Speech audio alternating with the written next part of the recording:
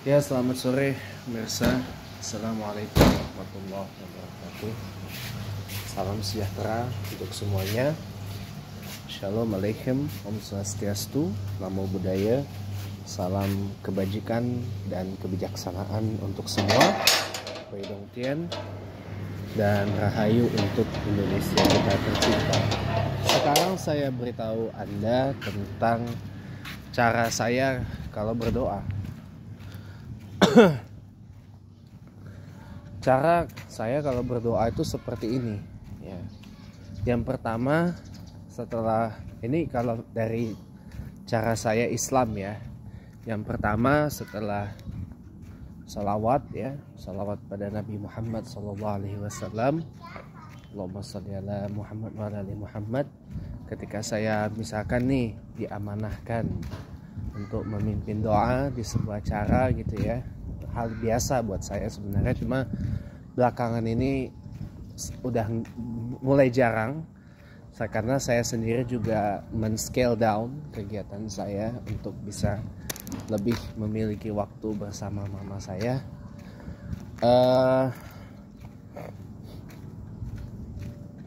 Kemudian yang berikutnya itu saya melakukan satu yang namanya i'tiraf. I'tiraf itu pengakuan.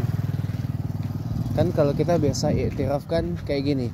Ilahi lasturil firdausi ahla wala aqwa ala naril jahimi. Tuh kan?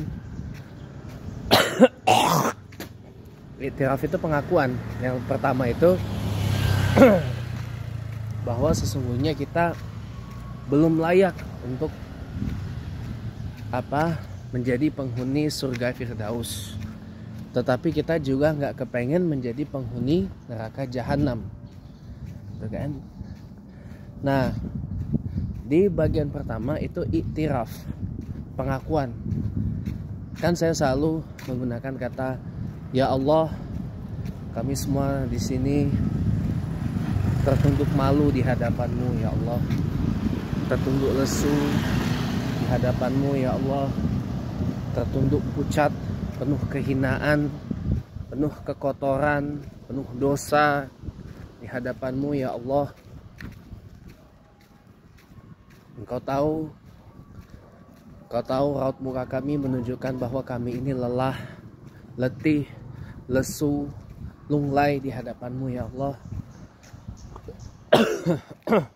Engkau tahu hati kami juga mengatakan bahwa kami ini letih, lesu, lunglai, lelah ya Allah di hadapan-Mu. Itu sebuah pengakuan. Itu namanya i'tiraf, pengakuan. Karena saya diberitahu oleh beberapa guru saya, ketika doa itu diawali oleh sebuah i'tiraf atau sebuah pengakuan, maka insya Allah akan terbuka jalan bagi doa itu terkabul oleh Allah. Ada juga yang mengatakan kalau doa itu kita awali dengan i'tiraf atau pengakuan, akan memuluskan, bahkan memudahkan terkabulnya doa kita. Katanya begitu. Ada beberapa guru saya. Nah, salah satu contoh yang berdoa seperti itu adalah guru saya, panutan saya, yang kebetulan saat ini sedang berkhidmat ya sebagai Menteri Agama Republik Indonesia, yang masih juga beliau berkhidmat sebagai Imam Besar Masjid Istiqlal Jakarta, yaitu tidak lain tidak bukan adalah Profesor Dr. Andre Gruta Kiai Haji Nasaruddin Omar. Itu beliau doanya seperti itu. Saya mencontoh, saya mencontoh guru Tayyai Nasar dengan berdoa seperti itu. Diawali dengan iktiraf, pengakuan. Jadi kita harus mengakui dulu. Kan kalau di tetangga sebelah ya, di Kristen Katolik kan ada yang namanya pengakuan dosa. Nah, diawali dulu doa kita dengan iktiraf, mengakui, ya Allah kita ini banyak dosa, banyak salah, tertunduk lesu. Saya puitiskan aja dengan, ya Allah kami hadir di sini dengan muka yang muka yang tertunduk malu di hadapan-Mu ya Allah. Karena kita mengakui, karena kita banyak dosa. Dosa kepada orang maupun dosa kepada Allah. Nah, dosa kepada Allah tuh apa? Dosa kepada Allah tuh paling simpel adalah dengan berbuat sesuatu yang sudah dilarang sama Allah.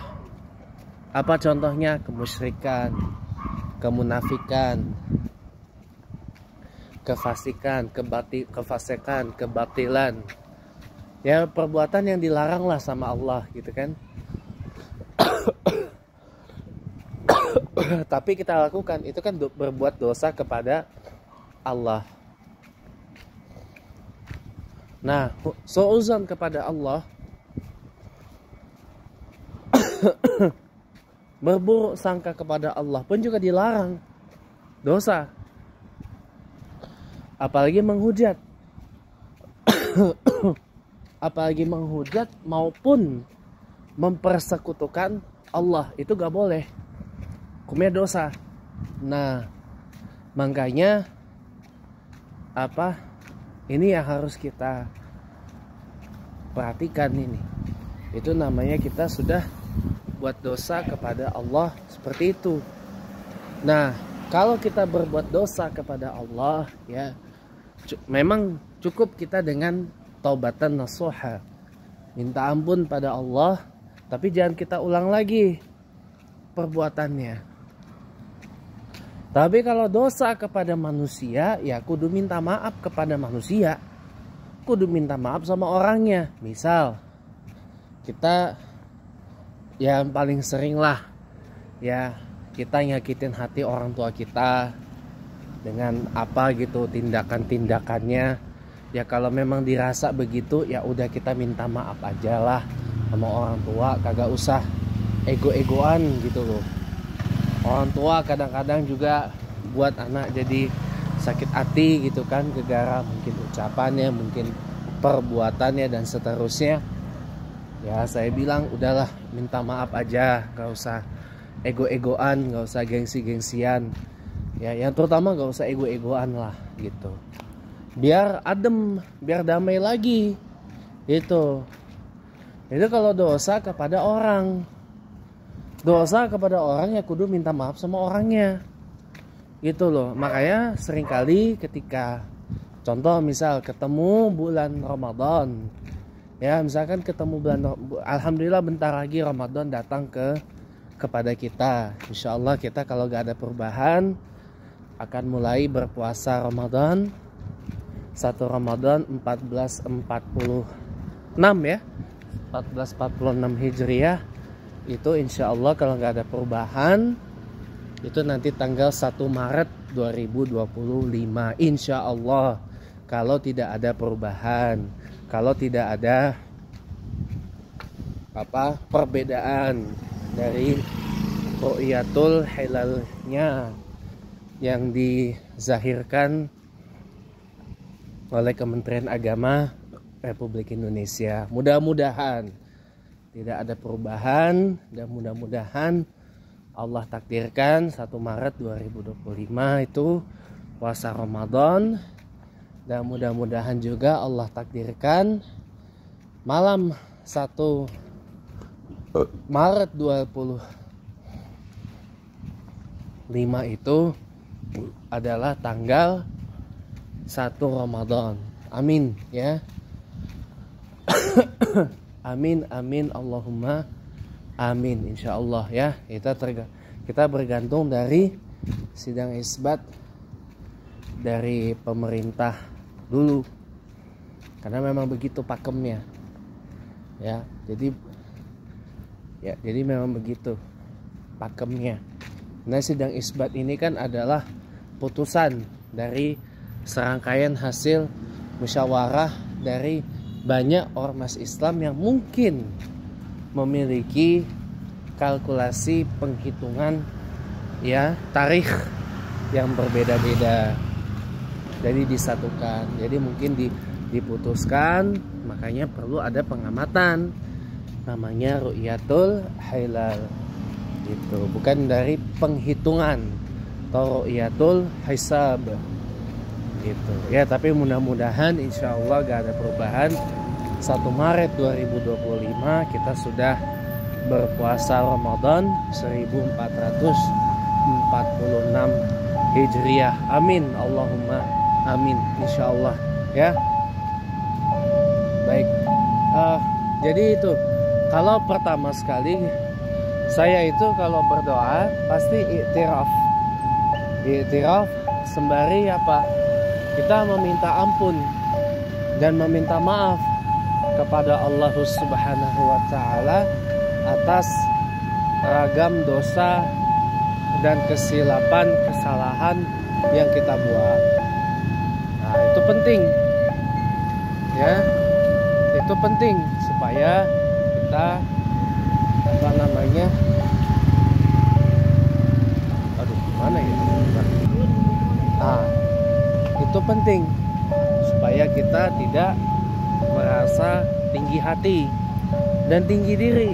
Oh, kita ndak pernah salah, we are never wrong ya. Orang itu tak pernah salah. Oh, siapa bilang? Gitu. Jadi diawali dari iktiraf dulu yang pertama. Yang kedua baru kemudian inti dari doanya, masuk kepada doanya. Hajat yang diminta apa? Kalau hajat yang diminta sedikit, pasti saya doanya pendek.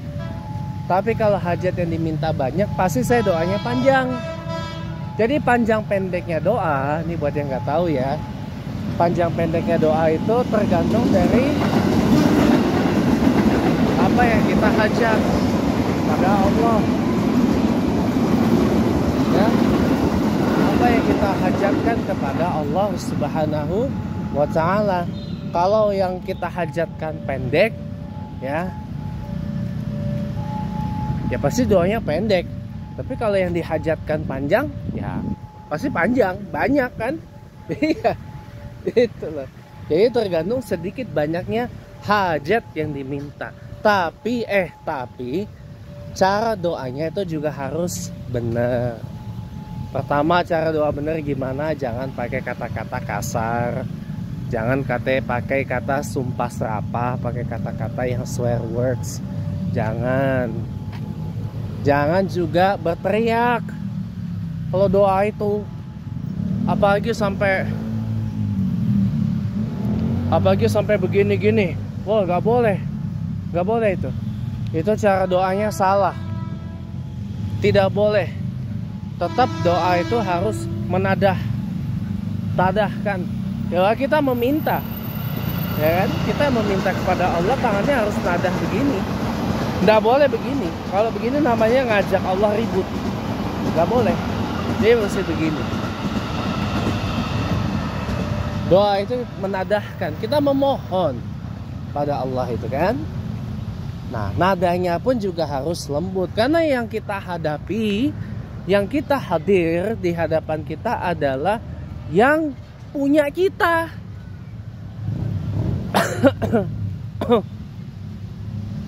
Yang empunya kita. Siapa? Allah Subhanahu wa Ta'ala. Ya kan? Kan jelas di bait pertama dari surah Baqarah ayat 284. Lillahi ma fis samawati wa ma fil ard. Milik Allah lah seluruh apa yang ada di langit dan di bumi. Nah, yang di bumi salah satunya kita, manusia. Ya, kita ini ya menghadap kepada yang empunya kita. Jadi mbok ya, nada doanya juga kudu kudu sopan, kudu santun gitu loh. Nggak boleh teriak-teriak, jerit-jerit, apa segala macam, nggak boleh. Harus dengan nada yang baik, ya. Makanya kenapa doa kita tertolak oleh Allah? Ya, cara doanya nggak benar, cara doanya salah. Cara doanya salah. Kalau mau doanya terkabul oleh Allah, cara doanya benerin dulu. Pertama, iktiraf, pengakuan dulu. Yang kedua, masuk kepada apa yang dihajat. Tapi sampaikan dengan nada yang lembut, yang halus, yang bagus.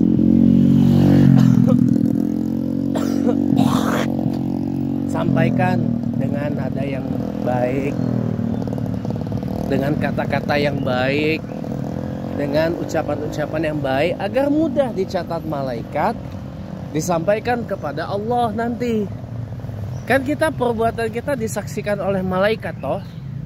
Malaikat apa yang kanan ini, Raqib dan Atid.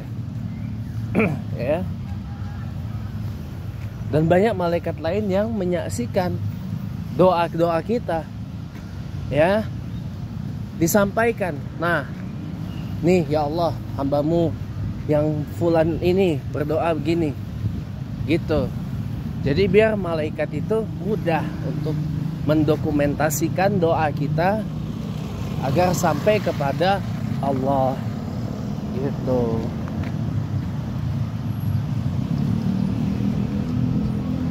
Contoh misal gini, ya Allah, mohon bantu hamba agar selamat dari upaya penipuan berkodok sedekah yang dilakukan oleh Oknum Kiai Yusuf Mansur atau Oknum Ustadz Jam'an Mansur. Hamba mohon perlindungan darimu ya Allah dari Oknum Ustadz Jam'an Mansur atau Oknum Kiai Yusuf Mansur, supaya hamba tidak tertipu ya Allah oleh tipu muslihatnya. Nah, itu boleh. Sampaikan seperti itu. Dicatat sama malaikat, disampaikan sama Allah. Gitu. Disampaikan kepada Allah, dan siapa tahu dengan kuasanya Allah, dengan otoritas yang Allah punya, dengan kuasa yang Allah punya, mudah-mudahan yang berhajat seperti itu terkabul dan selamat dari upaya upaya penipuan, berkedok sedekah, bujuk rayu, ya, kasih semua harta benda kita, bahkan uang kita kepada Yusuf Mansur gitu misalkan. Ini memang ini orang track recordnya Masya Allah. Saya nggak pernah suka dengan Yusuf Mansur ini. Saya nggak pernah suka, nggak pernah suka saya, gitu loh. Makanya saya juga kaget loh, kok ini masalah hukum yang belit Yusuf Mansur ini, kok dia bisa lolos gitu. Si Yusuf Mansur ini, apa dia punya backingan atau dia bayar pengadilan apa gimana? Allahu a'lam bissawab lah, saya nggak tahu. Saya nggak tahu menahu dan memilih untuk tidak ikut campur mengenai perkara itu, karena buat saya nggak penting. Ya, buat saya nggak penting. Kenapa nggak penting? Sanadnya Yusuf Mansur pun nggak jelas. Sanadnya Yusuf Mansur tuh nggak jelas. Sanad keilmuannya aja nggak jelas. Ya. Kalau misalkan sanadnya Menteri Agama kita, Profesor Guru Kiai Nasruddin Umar ini kan sanad keilmuannya jelas. Gus Dur, Gus Solah, ya. Guru saya satu lagi, Gus Umar, satu-satunya cucu dari Hadratus Syekh Kiai Haji cucu dari Hadratus Syekh Kiai Haji Hashim Asy'ari rahimahullah yang masih hidup, dokter beliau. Itu sanadnya ada jelas.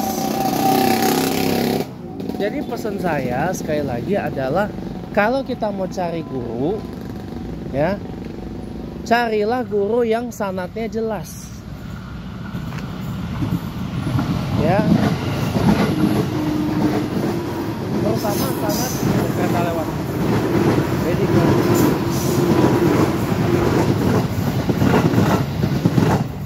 terutama guru yang sanad keilmuannya jelas. Sebagai contoh, misal kita mau belajar Kitabul Hikam, ya, kitab Al-Hikam. Itu bukunya atau kitabnya orang-orang yang suka ngaji tasawuf, ya, karya Ibnu Athaillah As-Sakandari. Nah, kita cari guru yang sanadnya bersambung kepada Ibnu Athaillah As-Sakandari itu. Atau misal kita pengen ngaji kitab Ihya Ulumuddin karya Imam Ahmad Al-Ghazali. Nah, kita cari guru yang nyambung nasabnya ke Imam Ahmad Al-Ghazali itu. Atau kita pengen ngaji kitab yang paling ini deh, kitab Risalah Ahlus Sunnah wal Jamaah karya Hadratus Syekh Kiai Haji Hasyim Asy'ari, ya, NU. Nah, itu kita kudu cari guru yang sanadnya ke Mbah Hasyim, ya. Atau kita pengen ngaji kitab Risalah Tauhid karya siapa? Karya Syekh Muhammad Abduh dari Mesir. Itu kita pegangannya orang Muhammadiyah, ya. Ya, kalau kita mau ngaji kitab Risalah Tauhid, ya cari guru yang sanadnya ke Syekh Abduh itu sendiri. Jadi hati-hati teman-teman dalam memilih guru. Cari yang sanadnya jelas, gitu loh. Nih lihat nih, jalan udah kecil kayak gini masih dikuasain motor. Coba lihat, ya, jalan udah kecil kayak gini dikuasain motor, ya.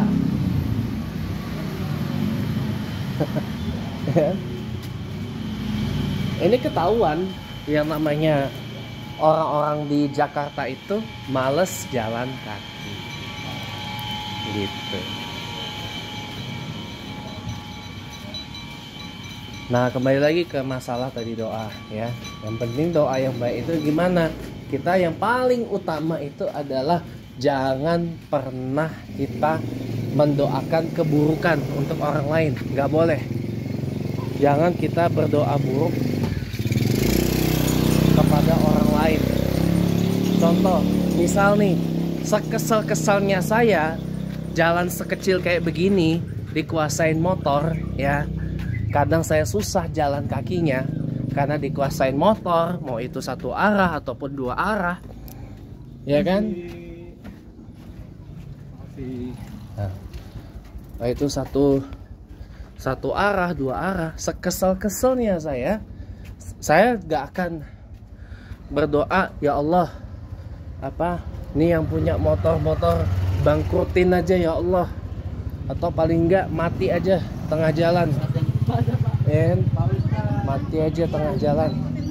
Atau apa namanya, yang punya motor dia tahu jalan kecil gak tahu diri, ya Allah, udah matiin aja ya Allah tengah jalan, nabrak kek apa kek gitu, motornya ditarikin semua ya Allah sama ini lesing atau apa. Saya mau nggak berdoa seperti itu, karena memang nggak boleh. Jangan pernah kita mendoakan keburukan orang, itu nggak boleh. Kesel-keselnya kita, kalau kata orang Jawa, sak manggel-manggele awak dewe, itu nggak boleh. Nggak boleh. Itu loh. Kita mendoakan hal yang buruk kepada orang lain, tidak boleh, sama sekali nggak boleh, ya. Tapi doakan kebaikan. Kenapa? Dalam satu riwayat Bukhari Muslim disebut, Rasulullah berkata kepada salah satu sahabat bahwa aku diutus bukan untuk menjadi tukang kutuk. Nah, jadi hendaklah kita berdoa baik-baik aja lah. Ya Allah, mudah-mudahan yang punya motor di jalan ya bisa lebih tahu diri, lebih mawas diri, lebih beretika lagi dalam berkendara di jalan raya, lebih tahu diri lagi bahwa itu jalannya kecil, tak muat buat 2 jalur 2 motor. Itu lebih baik daripada kita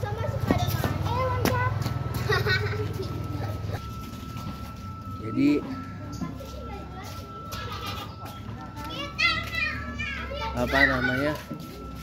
ya kita doa yang baik-baik. Ya Allah, mudah-mudahan yang punya motor segera insyaf, sadar diri, mawas diri bahwa ya seeloknya yang itu nggak jalan kecil, udah kecil kayak gitu ya, hendaklah motor itu pakai jalur utama gitu, disadarkan. Ya Allah, itu malah bagus daripada kita kutuk-kutuk, karena sesungguhnya doa kutukan itu Allah nggak akan terima.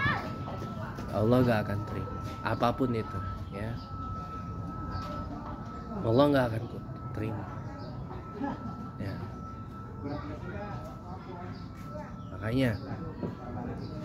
Makanya jadi ya dari saya mungkin ini sih cara saya berdoa, mudah-mudahan bisa menjadi inspirasi ya, bahwa kita memang ud'uni astajib lakum, mintalah kepada Allah niscaya akan Allah kabulkan. Tapi Allah mengkabul doa kita asal kita berdoa dengan cara yang baik, berdoa dengan cara yang bagus, berdoa dengan cara yang munasabah ya, berdoa dengan cara-cara yang hikmat lah. Jangan berdoa dengan cara-cara yang tidak bagus lah gitu. Apalagi mendoakan keburukan, mengutuk orang, itu jangan, nggak boleh ya.